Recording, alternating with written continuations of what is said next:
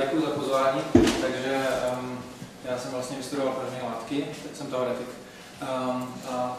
Studoval jsem ty první látky na Masarykově univerzitě v Brně, jak magisterské studium, tak Ph.D. A pak vlastně jsem 2,5 roku byl v Berlíně, ústav Fritze Habera společnosti Maxe Plancka. A tam je skupina, která se nazývá Theory Department profesora Schefflera, a tam v době tady těch 2,5 let jsem potkal svého budoucího šéfa, profesora Neugebauera, který mu v té době nabídli, že si může otevřít oddělení v Düsseldorfu na ústavu Maxe Plancka pro výzkum ocelí a železa.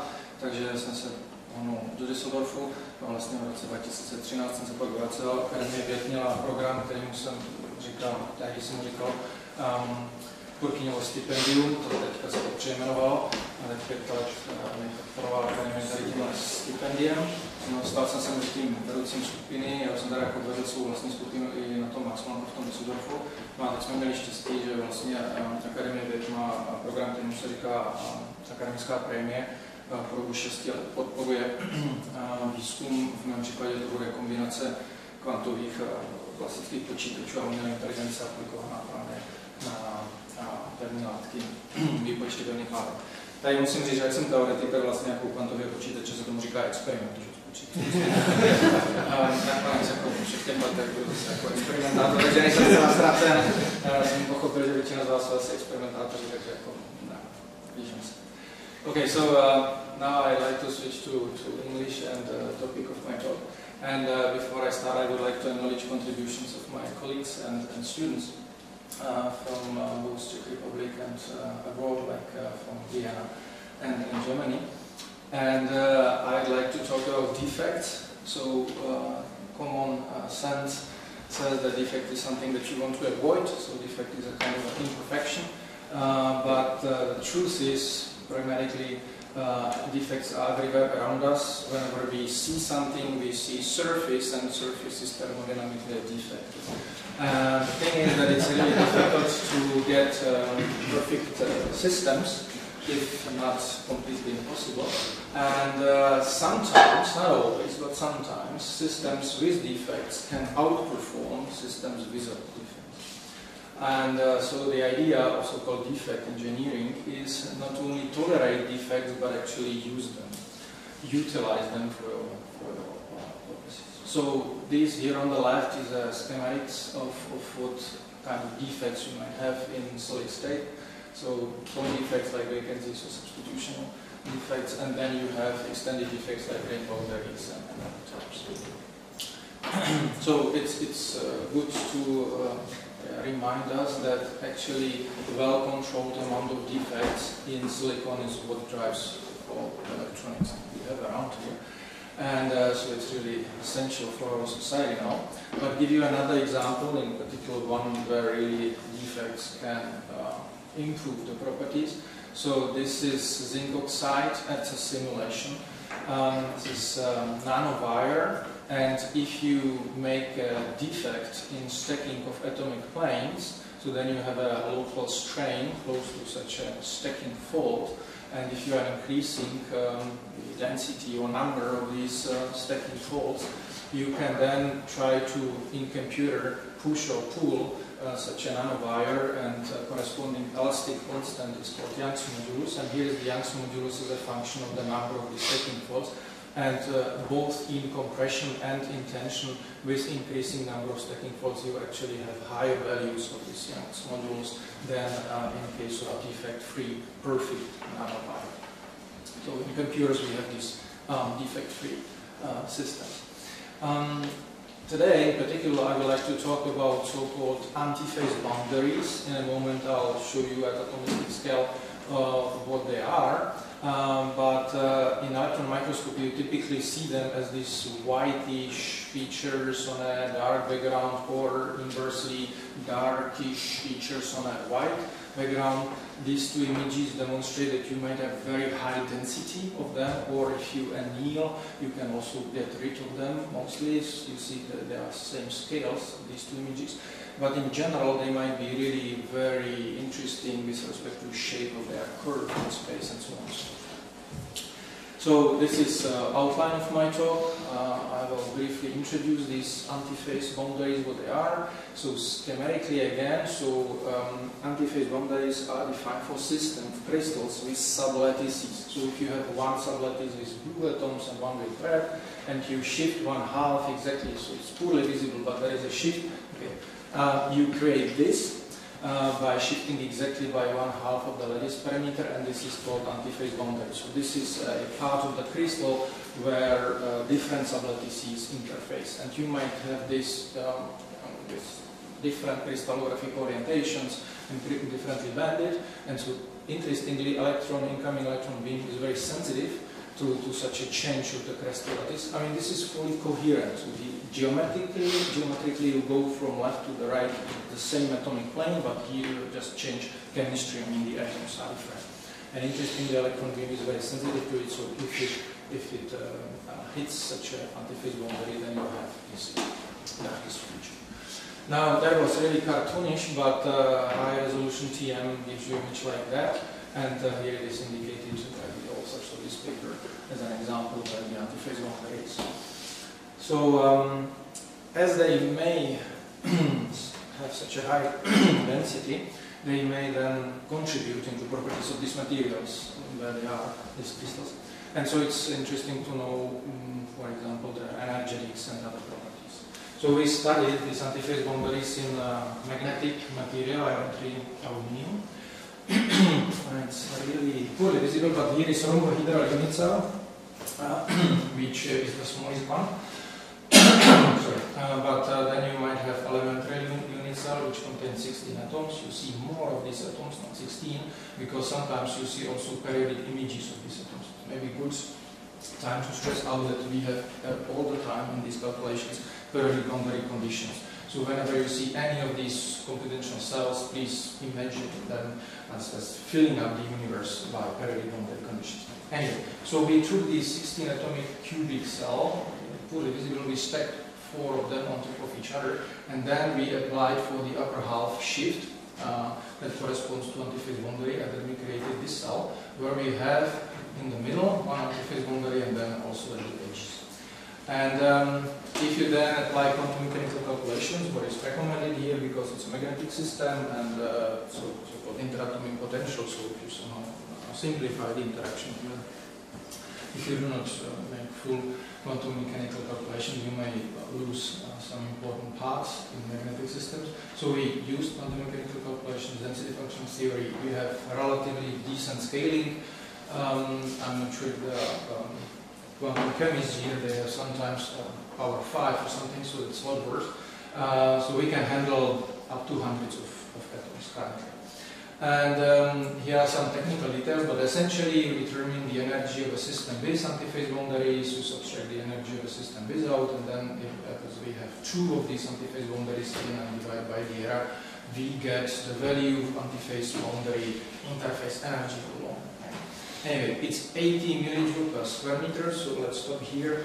This is a small value. If you have a standard grain boundary, it could be 1000, 2000, much higher, nearly 2 orders of magnitude more. And this actually explains why you may have such a high density of these defects in your material, because if it doesn't cost much energy to create these defects, then they could be really very abundant. But as I said, you can actually control it. You may reduce the density by, for example, anything. But importantly, the value is low. So it's, as I said, this is fully coherent, so the energetics is limited, it's easy to create. Good. The previous calculations, this is the same stuff, but apologies for these different colors, but maybe at least the lines are better visible here. Anyway, so this is the same iron 3 aluminum, same shift. But now I will try to determine what is the impact of the antiphase boundaries on phonons. So far, say till 2010 or so, it was a standard to calculate static configurations of atoms, static lattices, often in metals. You know, we are way below the melting temperature, and then computing properties of something that is like something like 0 Kelvin is fine, because then when you compare room temperature properties and calculated ones, you typically get fairly good agreement. Anyway, so now we are 14 years later, say, and what is standard is compute also thermal vibrations, phonons. There is a software, Phonoby, one of softwares that help you to determine that, these phonons. And what the software does for you, it takes your computational cells, it multiplies that. In our case it was 2 times 2 times 1 multiple. In a moment I'll explain why it is done. And then it's a method called finite displacement. So you actually move with every atom which is not symmetry equivalent, these others, and it moves with the atom in every symmetry non-equivalent direction. It's a long thing, but the software does all that for you. So it analyzes all these atomic positions, determines the symmetry, determines which atom are symmetry and which directions are equivalent, and then does this displacement. Then you apply quantum mechanical calculations to determine forces which are induced on surrounding atoms due to this displacement. And this is the reason why you need a bigger cell, because if you would use only this one, you would here have a periodic image of this displaced atom, and then these forces would be effectively from not only from one atom which is displaced, but from all these atoms, these periodic images. So there would be some kind of spurious forces which are only due to the fact that we use periodic boundary conditions. So as we have them in these calculations, we then sometimes have to pay the price when we have to use bigger cells in order to get rid of these interactions, which we don't know. And then if you have forces and displacements, so then you can set up basically Newton equations for the systems, for the vibrations, Fourier transform, dynamical matrix so-called, and you get eigenvalues which are what are squares of the frequencies of the phonons, and this is visualization of these frequencies in along different high symmetry directions in the reciprocal space, and this is for defect-free iron-free.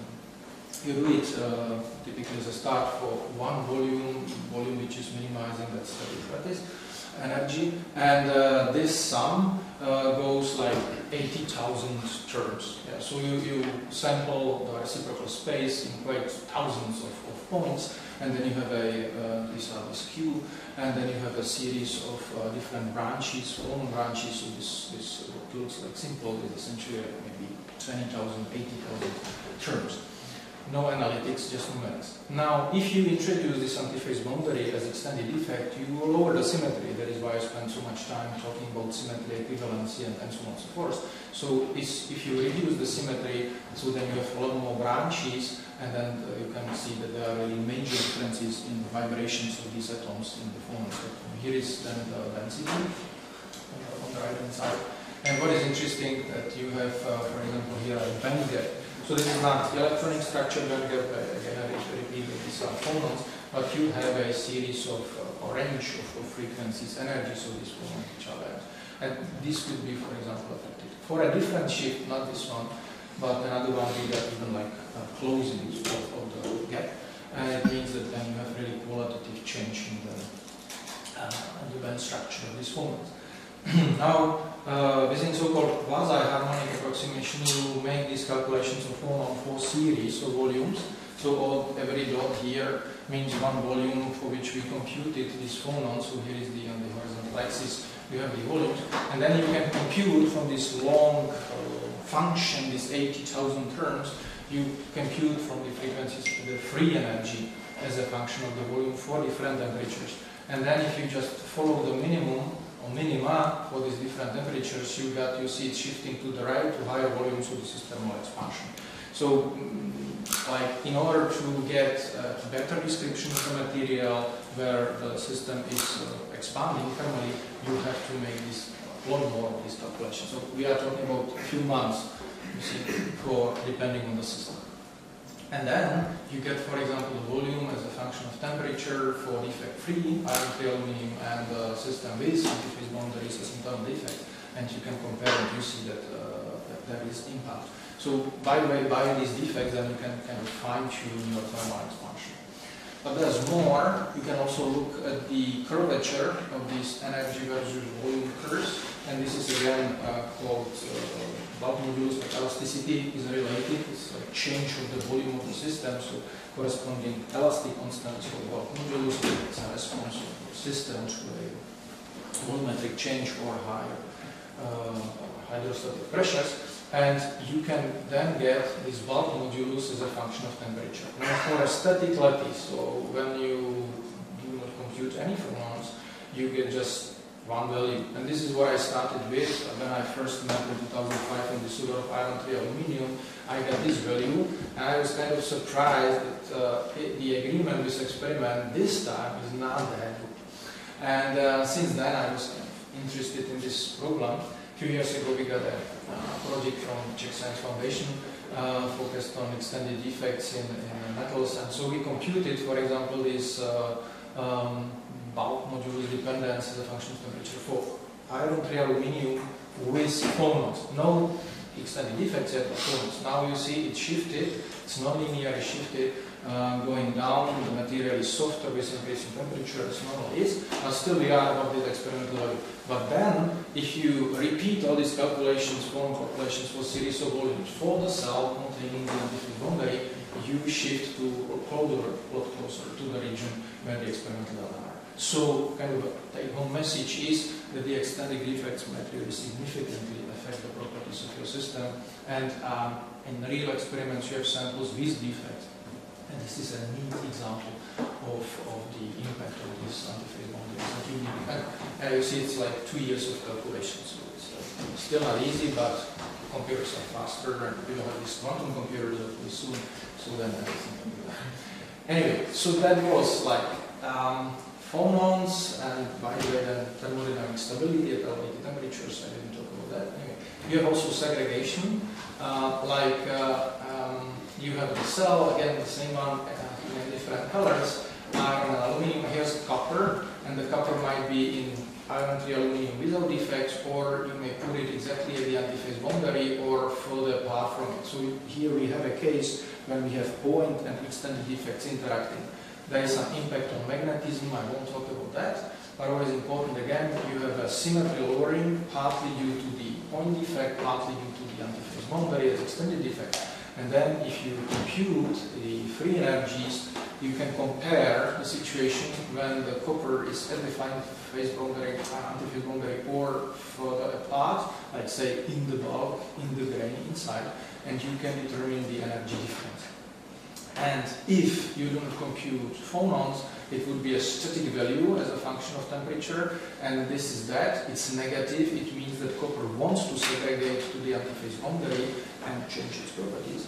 But if you do phonon calculations, you have a lot more information, you have a temperature trend, and interestingly for lower temperatures this energy gain is a little bit smaller than the static value that we originally got for a static lattice. But then as temperature is increasing, you are actually getting more and more energy, so at elevated temperatures copper would have a higher thermodynamic tendency, the driving force would be higher to get there. Now I didn't calculate any diffusion barriers, it's a different issue, this is kinetics, but just thermodynamic driving force is clearly indicating that copper wants to go there, and it will be enhanced by the temperature and phonons. And in the last like 5 minutes, I'd like to show you an example of influence of antiphase boundaries from completely different material system. Well, not completely, but say superalloys. It's a special class of materials where you have inside of a matrix cuboids of another material, another phase. They are fully coherent. So this is electron microscopy. But these are really 3D cuboids. Yeah, this is not just like surface feature or something else. Inside it goes in 3D in the depth of the material. And these superalloys, they are super because they can sustain higher temperatures. They can keep certain mechanical properties and so on. And they have typically one dominating chemical element. So if they are nickel-based, they are already used in aircraft engines for turbine blades. You have high mechanical load and high temperatures. They are currently, nickel is expensive, so people are looking for alternatives. They are successful in case of cobalt, but it's unfortunately yet more expensive. But there is also a cheaper, I should say affordable alternative, iron. which is a lot less expensive. And so we made samples. This was the overall composition. Again, iron, aluminium, but now with titanium. And this is the electron microscope image. And you see well-formed cuboids inside, buried in the matrix. And chemical analysis showed us that these cuboids, their phase, is like iron, aluminium, titanium, so-called Heusler structure. It's like body-centered cubic, but structure with 3 different chemical elements on the lattice. It's shown here. And the thing is that unfortunately it's not this ideal case, it's stoichiometric one. There was previous thermodynamic assessment, so combination of experiments and alpha modeling, what is different name for experiment. And then it helped us to identify that these cuboids, they have actually composition close to that. So they are off stoichiometric, there is less titanium, there's not 25 atomic percent but only 10, and there is more iron, not 50 but 66. So we knew that this is off stoichiometric, so there are different atoms there. And then we didn't know how much disordered these materials are.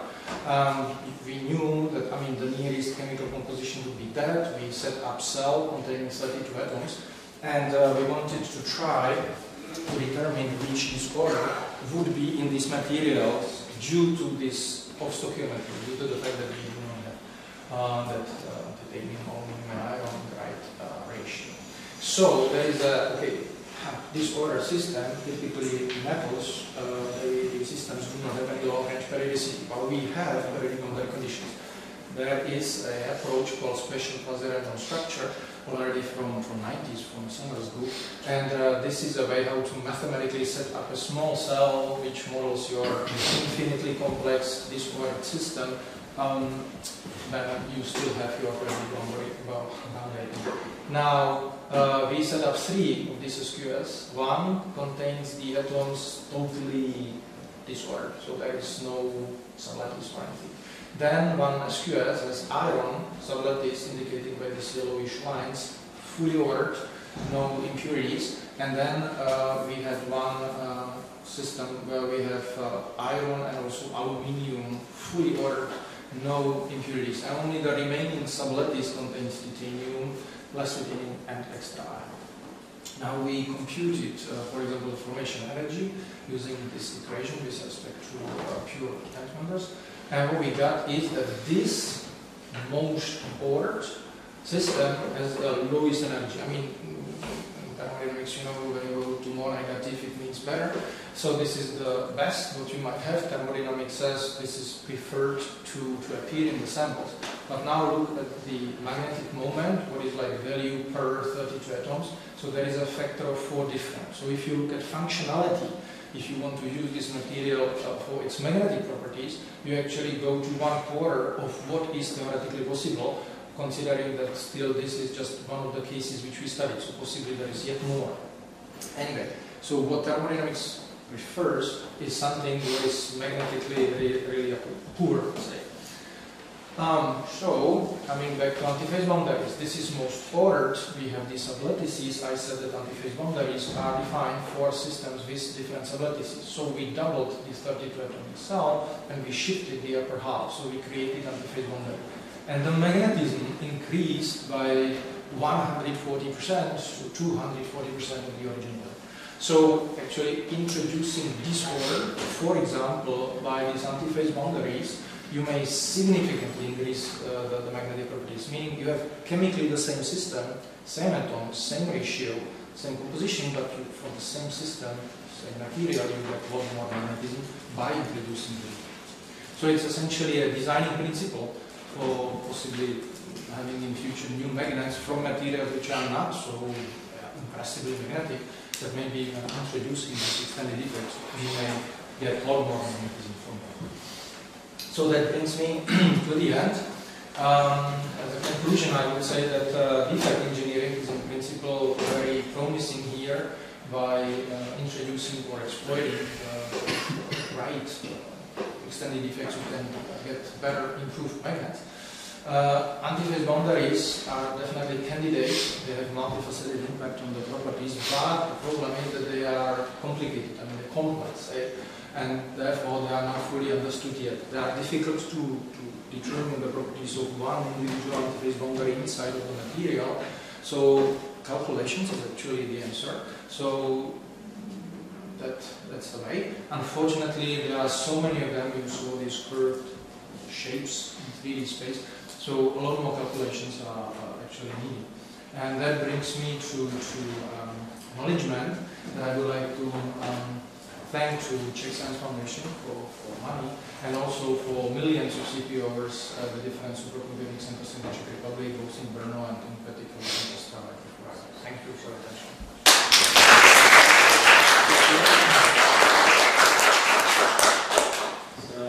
Questions? Když jste tam zmiňoval tu statickou tížku a tížku s výpočtem fononu, neměli by se ty výpočty tím logaritmem shodovat? Neměli kvůli zero point vibrations, jo, jako kvantový systém, což to je zajímavá otázka, protože fakticky, když se stavíte ty Newtonovy rovnice, tak to je klasická fyzika. Ale pak to vezmete jako, že je to kvantový systém, to znamená, že tam dáte pro jeden z těch členů, to bude chvilka, tam vrátím, tak je úplně první člen je prostě nezávislý na teplotě, je to 1/2 té sumy těch, už to nebudu, tak tohle je, to je vlastně 1/2 všech těch mýtů, to znamená, to jsou ty zero point. Děkuji. Další? Já jsem se chtěl zeptat už tady tyhle části a pak to na konci ještě přece naťuknul těch jiných těch odsled, s tím magnetismus. Tady jste pak chvíli potom říkal, že když teda vezmete ty antiphase boundaries, takže schoda Youngův modul se zlepší, ale vlastně tady jste vůbec o tom magnetismu nemluvil, tak nestane se okolo ty antiphase boundary něco s magnetickou uspořádání? No, trošku jsme byli klikaři, protože u těch hojslerů na konci s tím, u těch superslitin, tak tam byl obrovský efekt. A tak my jsme trošku věděli, kam měřit, protože pro ty neuspořádané jsme dostali 4x víc magnetismu, takže jsme si říkali, fajn, vezmeme ten uspořádaný systém, uděláme tam kontrolovaný ten defekt, uvidíme, co se stane. A to, že to teda jako vyjde o 140% víc, tak to se nedá odhadnout, to se musí spočítat a změřit. Jo? A tam jsme byli ti klikaři. Ale já tady ty obrázky nemám, ale mám tady pro tu měď, tak to je trošku špatně vidět, ale to jsou magnetické momenty a to jsou atomy železa s tím, že tam jsou dvě různé podbřížky, tady to římská 1, římská 2. A když se podíváte, tak poblíž, tohle je bez té antifázové hranice jenom důsledek těch měděných atomů, ale tady už jsou antifázové hranice. A vidíte, jak jako nebyli jsme schopni rozložit nějak jednoduše kombinaci antifázové hranice a segregovaného měděného atomu na třeba jenom vliv segregovaného nebo měděného atomu bez antifázové hranice. Ale tohle je ten vliv, jo, abych to teda zkrátil, oni se skoro vyruší. Jsou kladně záporní, jsou, jo, a nejsou úplně malí, ale jo, tady je to nějakých asi do 10%, což není dost tak malé. Ale jak jsou kladně a záporní, tak když se to sumuje, tak jsme dostali v tomhle systému pro tuhle antifázovou hranici téměř to stejný magnetismus. A proto teda jsem to tady jako tak nekomu... Jak to vám pak ještě zákažnou otázku, to jsem tam na kofí. Ale děkuji. Další dotaz ještě? Tak se ještě raz pýtám laicky, jak jsem si taky něco zapamatoval, že ta antiphase boundary. Ako to já to poznám, že kde to přesně je, například na tomto obrázku? Jo, já jsem to moc spěchal, ale řekněme, že se tady jsou teda jako hliníkový atomy, ten světle modrý a pak je takový zlatavý, to železo.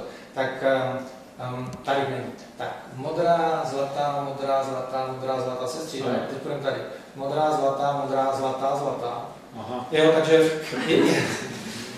já se omlouvám, že takhle, ale je to velice důležitý, protože tohle indikuje, že ta změna je fakt jako malá. Jako tam se prostě jenom posune to o půl, jako mřížka je konstantní vedle, ale jinak je to stejný krystal, stejná chemie, stejně koherentní, akorát, že prostě existuje malá oblast v tom krystalu, kde prostě ty první sousedi nahoře a dole jsou jiní a už tam prostě jako chybí nějaké operace symetrie, které potom jako mají nějaké konsekvence a tak. Ale jinak je skvělý, že jste teda mě vlastně přinutil k tomu, abych takhle šel po té řádce, protože opravdu to je na první pohled vypadá úplně stejně, kvůli tomu tam všechny ty velké červené šipky a tak. A dost často, teda, když mám víc času, tak já tam dokonce takhle jako modrá červená, takhle to říkám. Takže jako, jo. Je to velmi malá změna, kvůli tomu jich tam hodně. A teď to jak potom byste teda na konci té prezentace ukazovali ty prostě obrázky, asi tohle, alebo teda i tohle, alebo tam, kde je ten experiment, no, teda ty data z toho mikroskopu. Takže pochopil jsem, že vlastně vy máte tuto fotku, potom máte teda hovoríte nějakou chemickou analýzu, kde se snažíte nějak identifikovat, koľko, čo teda vlastně, proto předpokládám, že nemáte, tí, ktorí to robia, tento systém, tak nemají úplně plnou kontrolu, je to vlastně nějaký náhodný proces asi. Že tam prostě něco se snaží, a prostě, aby to přibližně vyšlo tak, jako byste si vyželali, abyste to mohli porovnat s nějakým hezkým teoretickým výpočtom, kde ten efekt je fakt skvělý.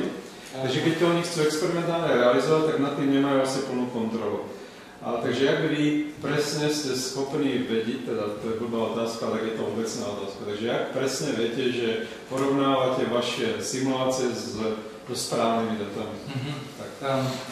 Ne, to je výborný. Výborná otázka, protože vy jste přesně jako řekl, to je tam největší problém, že prostě změřit magnetismus něčeho, co má 100 nanometrů, je velký problém. Takže jako, co se třeba ale dá je, že na to ťukáte jako nanoindentací. A my jsme jako v tom článku, který tady někde zmíněný, tak jsme kolegyně na Masarykové univerzitě tam i jako vlastně experimentálně měřila třeba jako jestli se elastické vlastnosti změní, když teda ťuká tady na tu matrici nebo na ten. A my jsme měli nějakou předpověď, tam to se dělo. Co se týče magnetismu, tak to je teda problém, protože to je zase teda souvisí s tou termodynamikou toho systému, která je složitá. A je problém napěstovat prostě tady tuhle fázi, tady toho hestera přesně tak, aby to bylo jako jednofázový prostě monoblok, nějaký monokrystal, nebo aspoň polykrystal, ale aby to byl ten jeden materiál. To se jako zdá tomu kolegové, tomu to studovali, když tak říkali, že je jednoduchý to sehnat. A já spíš jako těma výpočtama jsem chtěl ukázat, že kdyby vy jste, to právě by se nepodařilo, třeba v jiných systémech, a kdybyste potom byli schopni například při vyšších teplotách, kdy tam začne difuze a ono se začne uspořádávat samo, stačí to držet na nějaké teplotě po nějakou dobu, tak a pak to chce schladit, tak vlastně vy dostanete zamražený ten vysokoteplotní stav, který je neuspořádaný a který může být víc magnetický, než by byl to, co normálně dostanete jako z těch vzorcích. Takže spíš ten článek samozřejmě je běžný, tak vlastně vyznýval v tom duchu, ale existují systémy, kde vlastně jako můžete opravdu jako kontrolovaně měnit ten magnetismus a může to být to hodně a ta cesta je uspořádat to, což naštěstí přes ty vyšší teploty a difuzní procesy je to, co je snazší udělat. Děkuji. Tak super, tak to jsem si něco zapomněl. Takže já vám poděkuji ještě za zajímavou přednášku. Já bych ještě jenom krátce. Předně teda příští rok, 6. ledna je pondělí. No. A jestli teda platí, že by jste v Brně vítán, nebo já teda nevím, jestli už máte naplánováno, nebo někdo jiný, tak jo, ale Brno má svý kouzlo. A 6. ledna, jak říkám, v pondělí po víkendu, tak můžeme to mluvit, jestli chtěli. A jinak teda dřív ještě, teď v září, tak náš ústav z Brna organizuje v Praze mezinárodní konferenci, protože jako Brno má svý kouzlo, ale Praha má víc. A dostat se ty mezinárodní účastníky není úplně jednoduchý. Do toho Brna, jsem do Prahy, to moc snaží, tak organizujeme 11. konferenci o více mnohaúrovňovém modelování materiálu. Tak já si nejsem úplně jistý, to, co jsem tady slyšel předtím v těch předešlých přednáškách, by zapadlo do čehokoliv z toho, ale můžete to zkusit. Tak my máme zapadneme do Brna. Takže děkuji.